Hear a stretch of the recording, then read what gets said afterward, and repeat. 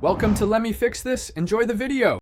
You start now, secure the car, confirm battery voltage is stable, and remove ignition access. Use a BMW-capable OBD2 scanner to read stored fault codes.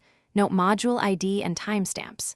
While codes load, open front doors and check seatbelt buckle connectors and seat position sensors for loose plugs or bent pins.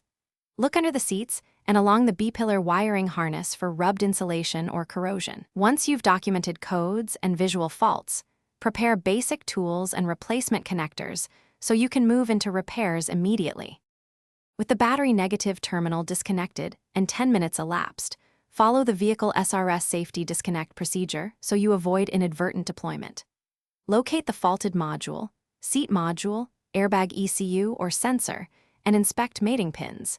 Carefully repair wires by soldering and using heat shrink, or use OEM-style crimp terminals for reliability.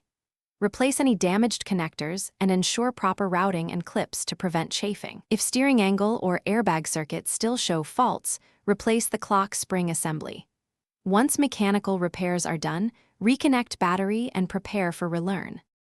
After reconnecting power, use your BMW diagnostic tool to clear codes and run required module resets and unit-level relearns. Follow on-screen prompts for airbag ECU and seat module calibration. Monitor live data while cycling ignition and buckling seats to confirm sensor signals are valid. Perform a short road or compression test at low speed where applicable to validate restraint readiness.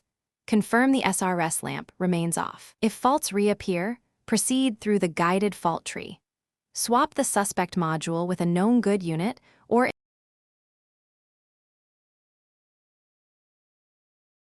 Thanks for watching. If you found this helpful, don't forget to like and subscribe.